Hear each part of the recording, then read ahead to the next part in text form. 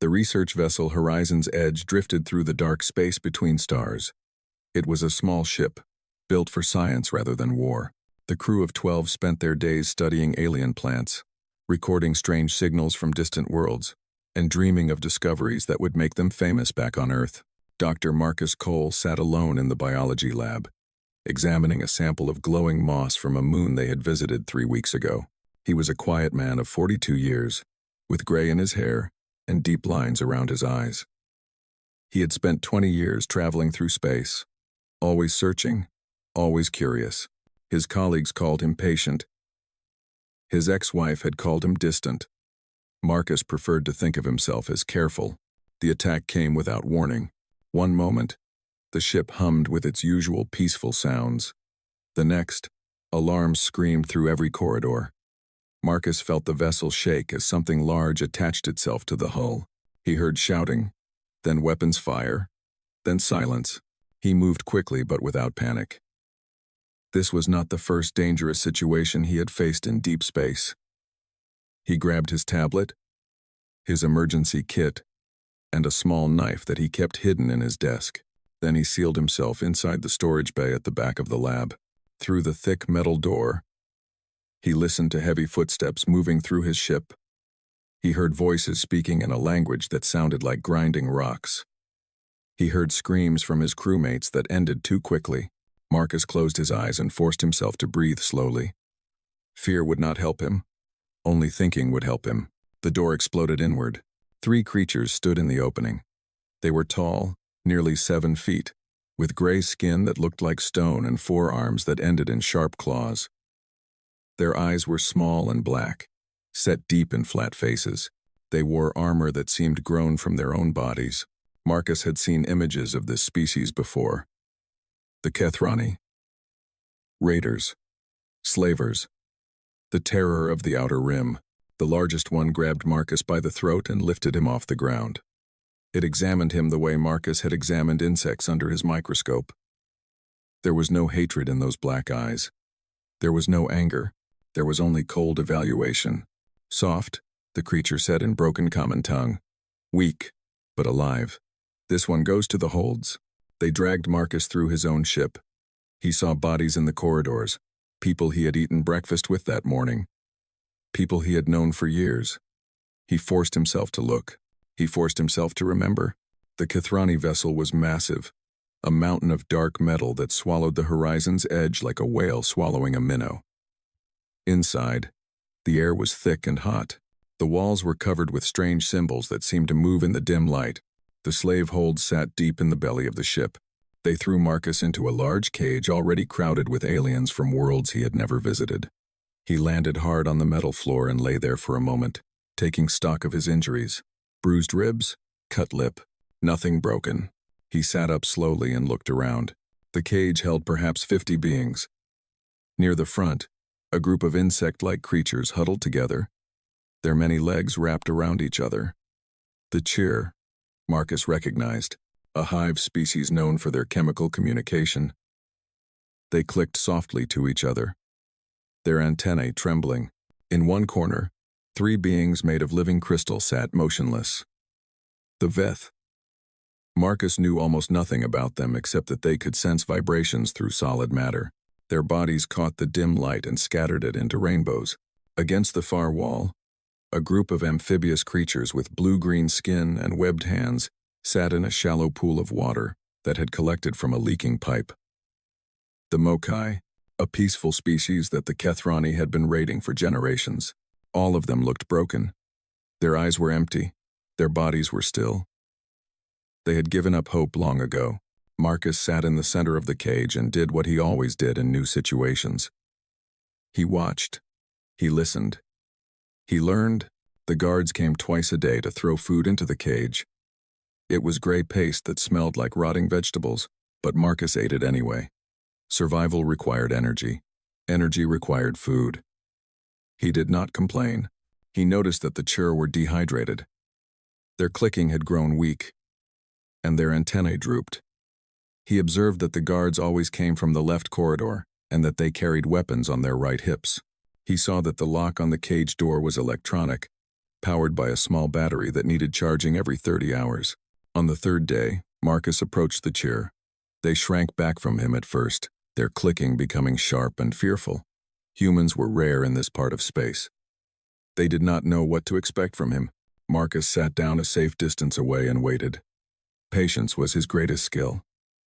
After an hour, the largest chair crept closer. Its antennae waved in the air, smelling him, reading the chemicals his body released. Marcus pointed to the leaking pipe near the Mokai. Then he pointed to the chair. Then he mimed, drinking. The chair understood. But it shook its head sadly. The Mokai would not share their water. Resources were too scarce. Trust was too dangerous. Marcus stood up and walked to the Mokai. They watched him with large, wet eyes. He knelt beside their pool and spoke softly, using simple words and slow gestures. He explained that the Cheer were dying.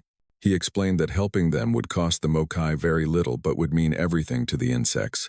The oldest Mokai, a female with scars on her face, studied Marcus for a long time. Finally, she asked a question that he would hear many times in the months to come. "Why do you care, human? They are not your kind." Marcus thought about his crewmates, dead in the corridors of his ship. He thought about his years of studying alien life, trying to understand the infinite variety of existence. He thought about what it meant to be human in a universe full of creatures with claws and armor and venom. "No," he said quietly. "But they are alive, and so am I. And in this cage, that makes us the same kind." The old Mokai stared at him. Then, slowly, she nodded. That night, the Cheer drank from the Mokai pool. The clicking grew stronger. Antennae rose. And for the first time since Marcus had arrived, the empty eyes of the slave showed something other than despair. They showed curiosity. The human had done something unexpected. He had connected two groups that had been separated by fear. He had given without asking for anything in return. In the dark cage, surrounded by broken spirits, Marcus Cole began to build something that the Kithrani had never seen before. He did not know yet what it would become. He only knew that survival was not enough. He wanted to live, and he wanted everyone in that cage to live with him. The guards walked past, their heavy footsteps echoing through the holds. They did not notice the change in the air. They did not see the small groups beginning to form around the soft, weak human with the patient eyes. They had captured hundreds of species over the centuries. None of them had ever been a threat. They did not understand that they had captured something new, something that did not fight with claws or venom or strength, something that fought with connection. 6 weeks passed in the slave holds. Marcus learned more each day. He discovered that the Chur could communicate across great distances using chemicals they released into the air. A message could travel from one end of the ship to the other in minutes, if enough Chur passed it along. He learned that the Veth could feel vibrations through the metal floor, sensing footsteps and machinery from hundreds of meters away. The Mokai, who had served the Kithrani for generations, knew the layout of every ship in the fleet. Marcus collected this knowledge like a man collecting seeds for a garden. He did not know when he would plant them. He only knew that he must. The cage had changed since his arrival. Where once the different species had huddled in separate groups, now they mingled freely. The Mokai helped the Cheer find moisture. The Veth warned everyone when guards approached. A young Cheer had even begun teaching Marcus their chemical signals, touching his skin with its antennae to leave messages only he could smell. The Kethrani noticed nothing. To them, slaves were cargo. They fed them, transported them, and sold them at market. They did not watch for friendships forming in the darkness. Then came the day the guards pointed at Marcus. The human, the largest guard said, "Commander Vexanar wants entertainment." The cage fell silent. Marcus felt the fear spread through his new family like poison. The proving pit. Every slave knew what those words meant. A young Mokai grabbed Marcus's arm. "Do not go," she whispered. "They will kill you. If I refuse, they will kill me anyway," Marcus said calmly. "And they will punish all of you for my refusal." The guards opened the cage and dragged him out. As he left, Marcus looked back at the faces watching him through the bars. Chur, Veth, Mokai, and others who had joined their growing circle. He nodded once, slowly. He would see them again. He promised himself that. The proving pit was a large circular arena in the center of the ship. Hundreds of Kethrani sat in seats carved from stone, drinking thick liquids and shouting at each other. The air smelled of blood and smoke. Commander Vexanar sat on a raised platform above the arena. He was enormous even for a Kethrani, with scars covering his gray skin and golden rings pierced through his flat face. His forearms rested on the arms of his throne, claws tapping impatiently. "Bring the human forward," he commanded. Guards pushed Marcus into the center of the pit. The floor was covered with sand stained dark from old battles. Bones crunched beneath his feet. Vexnar leaned forward, studying Marcus with those cold black eyes. "Humans are rare in my collection. I have heard stories about your kind. They say you are clever. They say you never stop fighting." He smiled, showing rows of sharp teeth. "Let us test these stories." A gate on the far side of the arena opened. The crowd roared. The creature that emerged was a nightmare-given flesh. 8 feet tall, with skin like leather and arms thick as tree trunks. Its face was dominated by 2 massive tusks that curved upward like swords. Small red eyes burned with rage. Marcus recognized the species. Vraxian, known throughout the galaxy as one of the most dangerous warrior races. They were bred for combat, taught to fight from birth, and sold as gladiators to anyone who could afford them. The Vraxian looked at Marcus and snorted with contempt. To such a creature, the human was not an opponent. He was a warm-up, a joke. The Kethrani crowd began placing bets. Marcus heard the odds shouted across the arena. 200 to 1 against the human, 300 to 1. No one believed he would survive. A horn sounded. The fight began. The Vraxian charged immediately, covering the distance between them with terrifying speed. Marcus did not try to block or counter. He simply was not there when the massive fist arrived. He had moved sideways, using the momentum of his dodge to roll across the sand. The Vraxian turned and charged again. Again, Marcus slipped away at the last moment. The crowd grew restless. This was not the entertainment they wanted. They wanted blood. They wanted screams. They wanted the soft human torn apart.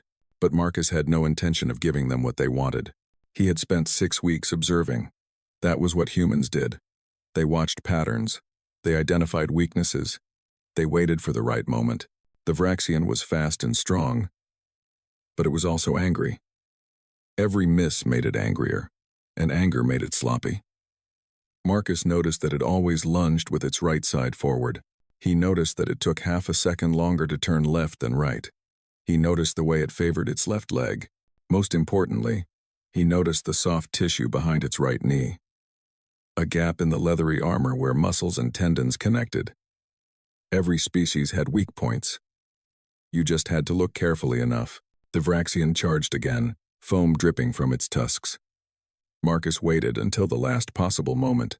Then he dropped low, sliding beneath the creature's massive arm, and drove his knee into the back of its right leg. The Vraxian bellowed in surprise and pain. Its leg buckled. It crashed to the sand, sending up a cloud of dust. Marcus rolled away and stood, breathing hard but unhurt. The crowd had gone silent. The Vraxian tried to rise, but its leg would not support its weight. It looked at Marcus with confusion in its red eyes. No prey had ever heard it before. No opponent had ever found that weakness. Marcus walked toward the fallen giant. The Vraxian snarled, preparing for the killing blow. In the arena, there was only one rule. Fight until one fighter could not stand. Marcus stopped just outside the reach of those massive arms. He looked at the Vraxian for a long moment. Then he did something that confused everyone watching. He extended his hand. "I am not your enemy," Marcus said softly. "They are." He pointed up at the Kethrani crowd. "They put us in this pit. They want us to kill each other for their entertainment. But I will not do it." The Vraxian stared at the offered hand. Its red eyes flicked from Marcus to the guards to the commander on his throne.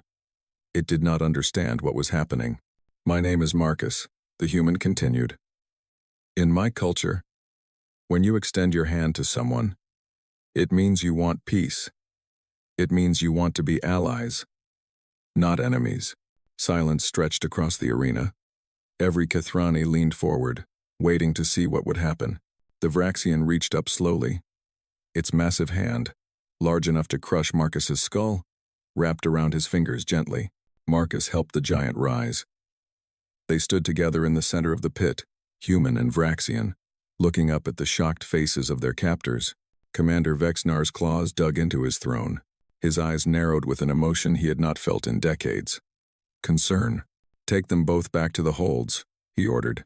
No food for the human for 3 days. He needs to learn that mercy has no place here. Guards rushed into the arena and separated them. As they dragged Marcus away, the Vraxian called out in its deep, rumbling voice, "Marcus, human. I am Gorak. I will remember what you did today." Marcus nodded as the guards pushed him through the gate. His stomach would be empty for 3 days, but his heart was full. He had just gained something more valuable than food. He had gained an ally, a strong one. And more importantly, he had shown every slave in the arena that there was another way, that survival did not require cruelty, that strength could mean choosing not to kill. When he returned to the cage, weak and hungry, his family was waiting. They had heard about what happened in the pit. The story had spread through the chemical networks of the Cheer, through the vibrations sensed by the Veth, through the whispered words of the Mokai. The human had faced a monster and won without killing. The human had made an enemy into a friend. For the first time since their capture, the slaves began to believe that escape might be possible. Marcus sat in the corner of the cage, accepting the small portions of food his friends saved for him, and smiled quietly. The seeds had been planted. Now he just needed to help them grow. 3 months in the slave holds. The ship had visited 4 stations, picking up new captives and selling old ones. But Marcus remained. Commander Vexnar had placed a special marker on his file. The human was not for sale. The human was being watched, but watching was not enough to see what Marcus was building. After the proving pit, Gorak the Vraxian had been moved to the same hold. The guards thought it would be amusing to put the human near the creature he had humiliated. They expected violence. They expected revenge. Instead, they found partnership. Gorak had spent his entire life fighting. He knew nothing else. But Marcus showed him that his strength could protect instead of destroy. The giant Vraxian became the guardian of the weaker species in the hold. When larger predatory aliens tried to steal food from the Chur, Gorak stood in their way. When guards selected victims for the entertainment pits, Gorak volunteered instead. In return, Marcus taught Gorak to read, not books, which did not exist in the holds, but people. The human showed him how to watch body language, how to listen to tone, how to understand what someone wanted before they asked for it. "You fight with your muscles," Marcus explained one night. "That is good. But the strongest muscle is the one between your ears." Gorak touched his head, confused. "My brain? Your mind. Learn to use it, and you will never lose another battle." The network grew larger each week. Marcus moved through the holds like water flowing through cracks, connecting groups that had never spoken to each other. He learned enough of 6 different languages to communicate basic ideas. He taught the universal signs that all species could understand. Open hands for peace, crossed arms for danger, a finger to the lips for silence. The Cheer became his messengers. Their chemical signals could not be detected by Kathrani equipment. A Cheer on one end of the ship could send a message to a Cheer on the other end in minutes. Marcus used this network to coordinate small acts of resistance. A power converter in the engine room stopped working because a Mokai, accidentally, disconnected a wire. A food shipment spoiled because the temperature controls in a storage bay were changed by a Veth who could sense which buttons to press through the vibrations. A guard's weapon misfired because tiny Chur had crawled inside and chewed through a circuit. Nothing that could be traced. Nothing that seemed connected. Just a series of small problems that made the Kathrani ship run less smoothly. Vexanar grew frustrated. His reports to the Dominion showed declining efficiency. His officers complained about equipment failures. His crew whispered about bad luck. Only one person suspected the truth. The commander summoned Marcus to his private quarters. It was the first time Marcus had been outside the holds without chains. Guards walked on either side of him, but they did not touch him. Vexair had given specific orders. The human was to be delivered unharmed. The commander's room was large and filled with trophies from conquered worlds. Skulls of strange creatures lined the walls. Weapons hung in display cases. In the center, Vex and Nar sat in a chair made from bones, watching Marcus with those unreadable black eyes. "Sit," the commander said, pointing to a small stool. Marcus sat. "You have been busy, human." "I do not know what you mean, Commander." Vexnar smiled. It was not a pleasant expression. "My ship is falling apart. My crew is nervous. My slaves are different. They look at each other now. They share food. They help each other stand when they fall." He leaned forward. "This did not happen before you arrived." Marcus kept his face calm. "I am just one human, soft and weak, as your guards like to remind me. How could I possibly cause such problems? That is what I am trying to understand." Vexnar stood and walked to a window that looked out into the darkness of space. "I have conquered dozens of species. I have broken warriors who could tear your kind apart with their smallest finger, but none of them have ever made me feel uncertain." He turned back to Marcus. "What are you doing in my holds?" Marcus considered his answer carefully. A lie might be safer, but it would also be transparent. Vexanar was not stupid. He had survived centuries of raids and battles. He would know if Marcus was hiding something. "Surviving," Marcus said honestly. "That is what humans do. We are not strong like the Vraxian. We are not armored like your kind. We cannot breathe underwater or communicate through chemicals or sense vibrations through walls. We have none of these advantages. Then how did your species survive on your world? How did you build ships and travel between stars?" "We worked together." Marcus met the commander's eyes without fear. "When humans face danger alone, we die. But when we face danger together, we overcome it. It is the only gift evolution gave us, the ability to cooperate." Vexnar was silent for a long moment. Then he laughed, a harsh sound like stones grinding together. "Cooperation. You think that makes you special? Every species cooperates with its own kind. Not with our own kind," Marcus said quietly. "With every kind. On my world, we formed partnerships with other species. Dogs that hunted with us, horses that carried us, cats that protected our food from pests. We did not conquer these creatures.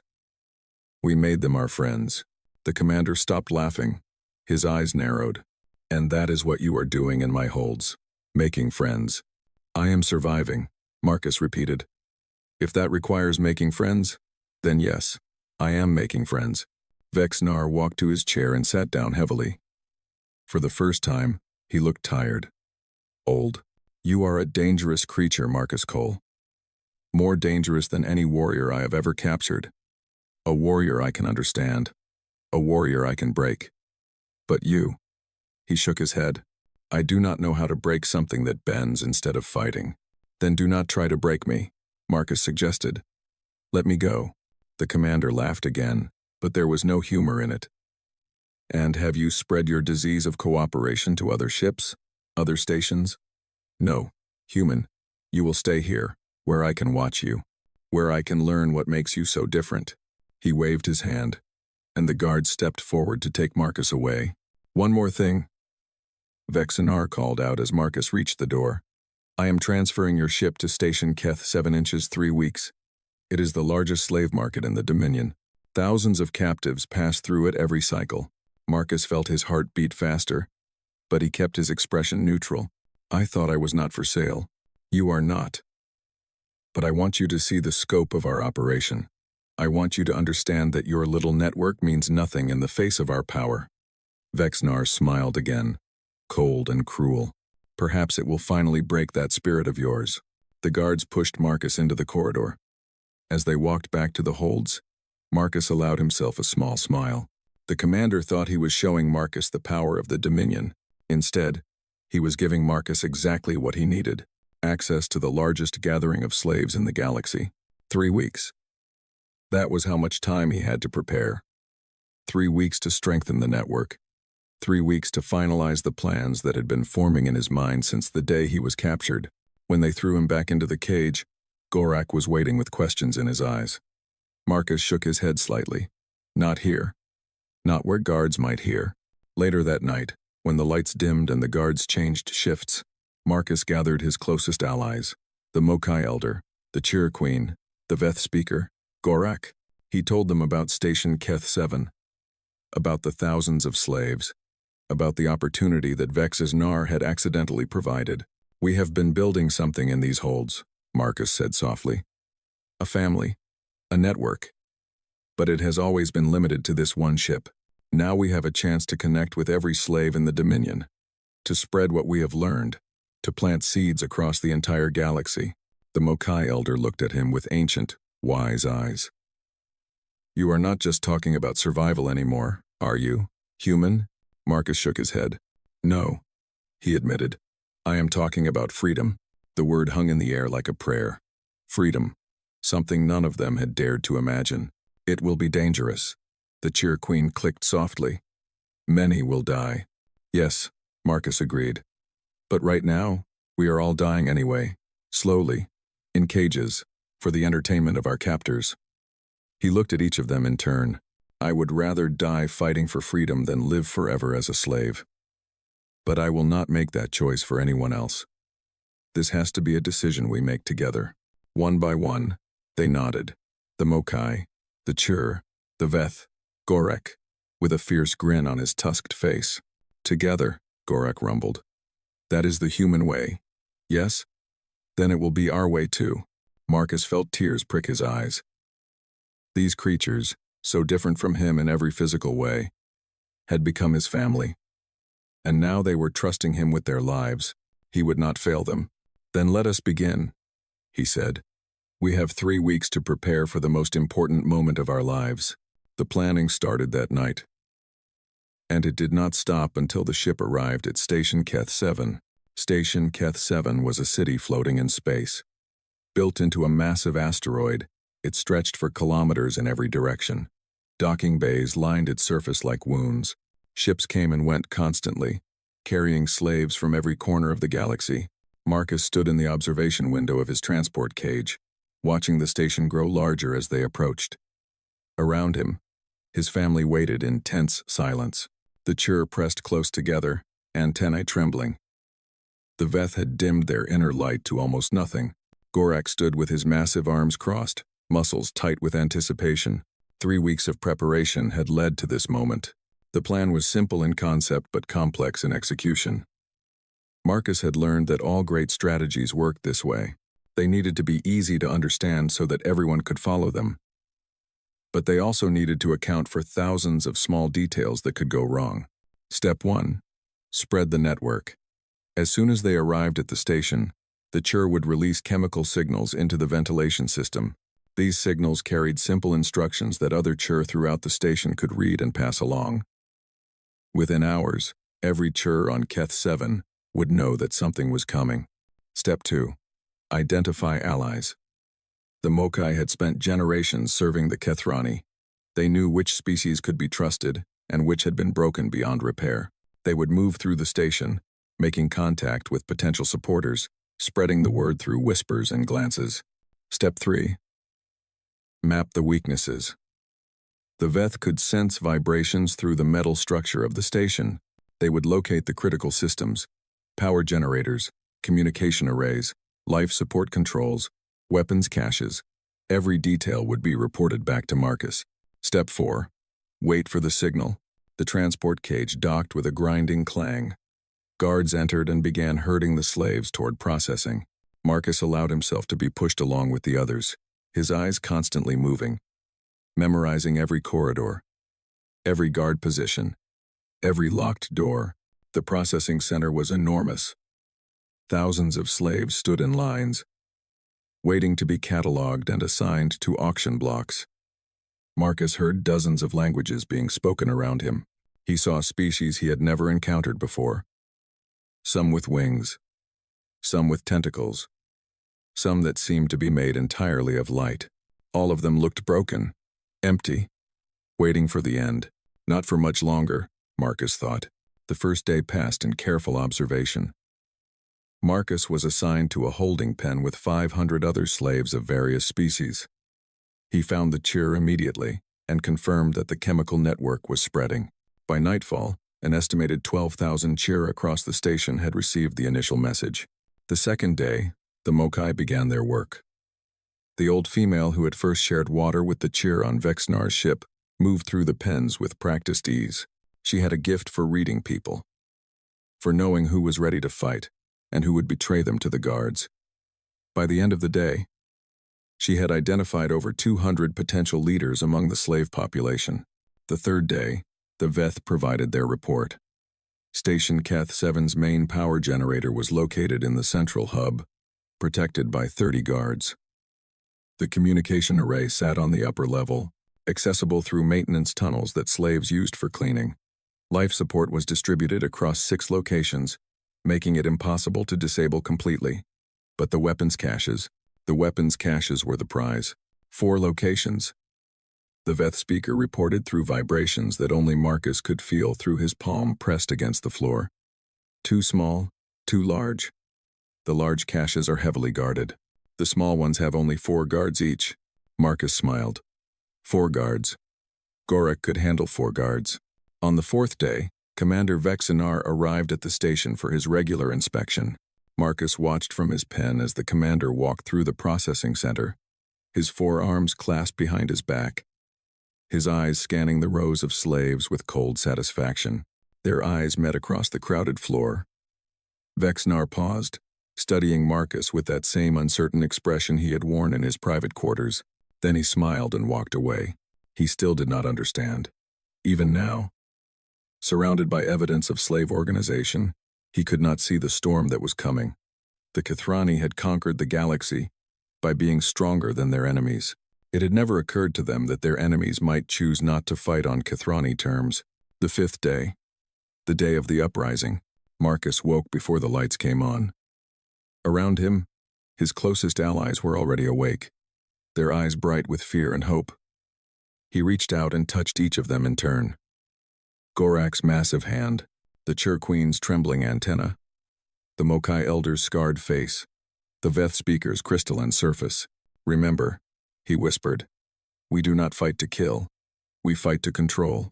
Engines, communications, weapons. If we hold those, we hold the station. They nodded. They understood. The signal was a song.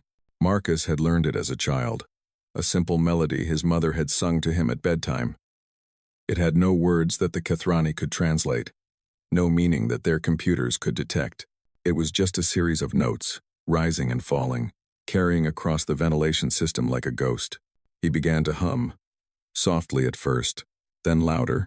The Chur picked it up, translating the melody into chemical signals that spread through the air. The Veth amplified it through the metal structure of the station, creating vibrations that every connected being could feel. The Mokai passed it along in whispers, from pen to pen, from level to level. Within 10 minutes, every slave on Station Keth 7 knew. The time had come. The uprising began in 6 places at once. Gorak led the assault on the nearest weapons cache. He burst through the door like a living battering ram, knocking 2 guards unconscious before they could raise their weapons. The Mokai who followed him secured the fallen guards and began distributing weapons to slaves who streamed in from surrounding corridors. Across the station, similar scenes played out. Slaves who had been docile for years suddenly moved with purpose. They did not attack wildly or seek revenge against random guards. They targeted specific objectives: door controls, communication relays, power junctions. Marcus moved with the main group toward the central hub. He was not a fighter, but he was the coordinator. The cheer kept him informed of developments across the station through constant chemical updates. He adjusted the plan in real time, redirecting resources to trouble spots, pulling back groups that faced overwhelming resistance. The Kithrani were caught completely off guard. Their security was designed to handle individual rebellions, isolated incidents that could be crushed quickly. They had never faced a coordinated uprising involving dozens of species working together. By the 3rd hour, the slaves controlled 2 of the 4 weapons caches and had disabled the main communication array. The Kithrani could not call for reinforcements.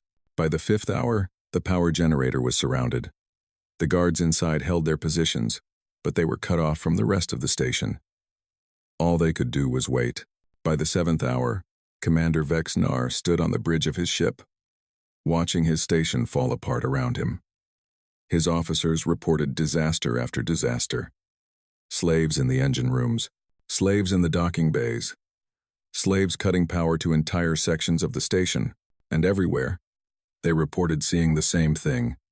A human, directing the chaos, moving through the corridors with a calm expression, giving orders that creatures from a dozen different worlds obeyed without question. Vexnar ordered his ship to undock. He would abandon the station, return with reinforcements, crush this rebellion with overwhelming force. But when he reached the docking bay, Gorak was waiting. The Vraxian stood in the center of the bay, surrounded by freed slaves carrying Kethrani weapons. Behind him, Marcus Cole approached with steady steps. "Commander," Marcus said, his voice carrying across the silent bay. "You once asked me what I was doing in your holds. I told you I was surviving. That was true. But I was also preparing." Vexnar's 4 hands clenched into fists. "You will die for this, human. Even if you take this station, the Dominion will send a fleet. They will destroy everything." "Perhaps," Marcus agreed, "but that fleet will take time to assemble. Time for the story of what happened here to spread. Time for other slaves to hear about the station that fell to its own captives." He smiled. That same quiet smile that had always made Vexnar uneasy. "You taught the galaxy that the Kethrani cannot be defeated. We are about to teach them that you can." The commander drew his weapon. Gorak stepped forward, ready to protect Marcus, but Marcus raised his hand. "No, let him choose." Vexnar looked at the weapon in his hand. He looked at the army of freed slaves surrounding him. He looked at Marcus, the soft, weak human who had somehow dismantled everything he had built. For a long moment, no one moved. Then Vexnar lowered his weapon and let it fall to the floor. "I do not understand you," he said quietly. "I do not understand any of this." "I know," Marcus said. "That is why you lost." The Kethrani officers were taken into custody. The slaves secured the remaining sections of the station, and as the lights of Keth 7 stabilized under new management, a message went out through every channel they could access. "The slaves are free. The Dominion can fall. Join us." Marcus stood at the window of what had been Vexnar's office, watching ships arrive from across the sector. Some carried Kethrani forces coming to reclaim their station, but others, many others, carried slaves who had heard the message and found the courage to rise up. Gorak appeared beside him, his tusked face showing an expression Marcus had never seen before. "What is that look?" Marcus asked. "I do not know the word in your language," Gorak admitted. "In mine, we call it the feeling you have when you realize the world is bigger than you thought. When you understand that you are part of something that will continue after you are gone." Marcus nodded. "We call it hope." "Hope," Gorak repeated, tasting the word. "Yes. I think I like that word." Behind them, the station bustled with activity. Freed slaves worked alongside each other, repairing damage, establishing defenses, preparing for the battles to come. They were Cheer and Veth and Mokai and Vraxian and 100 other species, all working together, all because one human had refused to accept that survival meant standing alone. The war for freedom had begun. And Marcus Cole, the soft, weak scientist who had been captured on a routine research mission, stood at its center, not as a king or a general, but as a friend. 1 year after the fall of Station Keth 7, the Kethrani Dominion collapsed. It did not happen all at once. Empires do not fall like trees, crashing suddenly to the ground. They crumble like old buildings, piece by piece, until one day people look up and realize there is nothing left. The slave revolt spread faster than anyone expected. Every station the Dominion controlled experienced some form of uprising within 6 months. Some were small, quickly crushed by local forces.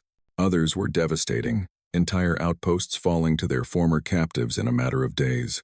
The techniques were always the same. Communication networks built through Cheer chemical signals. Weak points identified by Veth vibration sensing. Local knowledge provided by Mokai who had served for generations. And always, the strange human philosophy at the center of everything. Work together, protect each other, make friends out of enemies. Marcus did not lead armies. He refused every title they tried to give him: general, president, emperor. He laughed at each one and shook his head. "I am a scientist," he told them. "I study life. I do not rule it." Instead, he traveled from station to station, world to world, helping freed slaves build something new. He called it the Free People's Compact. Not a government, because governments required rulers. Not an empire, because empires required conquered subjects. Just an agreement. A promise. A handshake between species that had once been enemies or strangers. We will protect each other. We will help each other. We will be free together. The compact grew quickly. Species that had never cooperated before found that they worked well together. The Cheer, with their chemical networks, became the galaxy's most efficient communication system. The Veth, with their ability to sense vibrations, became master engineers who could detect flaws in any structure. The Mokai, with their generations of knowledge about how systems worked, became teachers and administrators. And the Vraxians, led by Gorak, became the Compact's defenders. Not conquerors, not warriors seeking glory. Protectors, guards who stood between the weak and those who would harm them. Marcus watched it all with quiet pride. He attended the founding ceremonies and the first meetings of the Compact Council. He offered advice when asked, and kept silent when not. He never forgot that this was not his achievement alone. It belonged to everyone who had risked their lives in those dark holds, everyone who had chosen hope over despair. But as the Compact stabilized and the last echoes of the Dominion faded, Marcus began to feel restless. He had spent his whole life searching, exploring, discovering.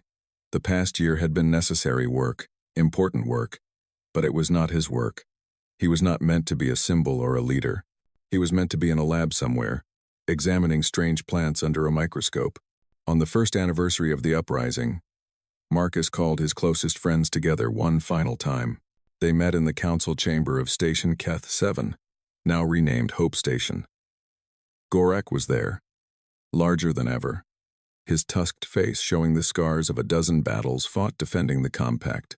The Cheer Queen attended, her antennae decorated with golden rings that marked her status. The Mokai Elder sat in her chair, older now, but with eyes still sharp and wise. The Veth speaker glowed softly in the corner, pulsing with colors that Marcus had learned to read as contentment. "I am leaving," Marcus told them. The room fell silent. Gorak's massive hands clenched. The Cheer Queen's antennae drooped. "Leaving?" the Mokai Elder asked. "Where would you go?" Marcus smiled, the same quiet smile he had worn throughout all their adventures together. "There is a small moon in an unremarkable system about 3 weeks' travel from here. I visited it once, years ago. Before I was captured, it has forests of bioluminescent trees and flowers that only bloom under starlight. I always wanted to go back and study them properly." "But we need you here," Gorak protested. "The Compact needs you." "No." Marcus shook his head. "The Compact needs itself. It needs all of you.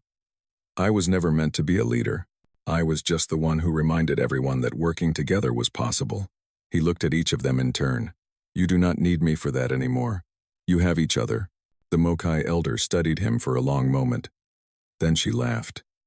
A sound like water flowing over stones. "You are running away, human. After everything you have done, after all the speeches about staying together, you are running away to look at flowers." "Yes," Marcus admitted without shame. "I am." The Elder stood, slowly, her old joints protesting. She walked to Marcus and took his hands in hers. "Then go," she said softly. "Go look at your flowers. Go study your plants. Go be the scientist you always were." She squeezed his hands. "But know that wherever you go, whatever you do, you will always have a family waiting for you. A family of Cheer and Veth and Mokai and Vraxian and 100 other species who would not be free without you." Marcus felt tears on his cheeks. He did not bother to wipe them away. One by one, his friends came forward. Gorak wrapped him in an embrace that threatened to break his ribs. The Cheer Queen touched his face with her antennae, leaving chemical markers that would identify him as a friend to any Cheer in the galaxy. The Veth speaker hummed a frequency that Marcus felt in his bones, a vibration that meant family, belonging, home. Then he walked out of the council chamber, through the corridors of Hope Station, and boarded a small ship waiting at the dock. He did not look back. Looking back would make leaving impossible. The moon was everything he remembered. The forests glowed blue and green in the darkness. The flowers opened their petals as stars appeared overhead, releasing pollen that sparkled like tiny diamonds. Marcus built a small cabin near a stream and filled it with equipment for his research. For the first time in years, he was alone. And for the first time since his capture, he was at peace. But solitude did not mean isolation. Ships came to visit. Not often, but regularly. Delegates from the Compact, seeking advice on difficult decisions. Young leaders, struggling with the weight of responsibility. Sometimes just friends, coming to share a meal and tell stories about the old days. Marcus welcomed them all. He listened to their problems and offered what wisdom he could. He told them stories about Earth, about humanity, about the strange species that had conquered its own world through cooperation rather than conflict. And always, when they asked him what made humans special, he gave the same answer. "We are weak," he would say, sitting in his cabin as starlight flowers bloomed outside the window. "We are slow. We have no claws or armor or venom. On our world, we should have been prey. Every other species was faster, stronger, more dangerous. But we learned something that the predators never understood. We learned that the pack survives. Not the individual, not the strongest. The pack. Together, he would pour them tea made from local plants and smile his quiet smile. That is the secret of humanity. We make families wherever we go. We turn strangers into friends and friends into brothers. And when we face danger, we do not face it alone." The visitors would leave, carrying his words back to the Compact, spreading them through the galaxy like seeds on the wind, and Marcus would return to his flowers, content in the knowledge that he had done what he was meant to do. Not build an empire, not conquer enemies, just remind people that cooperation was possible, that kindness was strength, that the pack survives. 200 years later, the Free People's Compact spanned 10,000 worlds. It was the largest peaceful alliance in galactic history. A civilization built not on conquest but on cooperation. On every world, in every species, the story was told of the soft human who had been taken captive and had somehow become the father of freedom. Statues stood in his honor. Songs were sung about his deeds. Children of 100 species learned his name before they could walk. But Marcus Cole never saw any of it.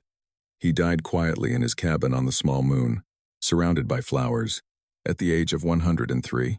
His last words were spoken to Gorak, who had come to be with his friend at the end. "Did we do enough?" Marcus asked, his voice barely a whisper. Gorak took his hand gently, the massive fingers capable of crushing steel, now tender as a father holding a child. "You taught us that together is enough," Gorak said. "That will never stop being true." Marcus smiled one final time, and then he was gone. They buried him beneath a tree that glowed blue in the darkness. The cheer left chemical markers on the bark that would last for centuries. The Veth sang vibrations into the ground that the roots would carry forever. The Mokai planted flowers that would bloom under starlight, and above the grave, they placed a simple stone with words in every language of the Compact. "Here lies Marcus Cole. He was taken as a captive. He became our greatest friend. The pack survives." In the centuries that followed, pilgrims came from across the galaxy to visit the small moon. They stood beneath the blue tree and remembered the human who had shown them what cooperation could achieve. And whenever they left, they carried the lesson with them. The lesson that had freed a galaxy. The lesson that would guide civilization for 10,000 years. Together, always together.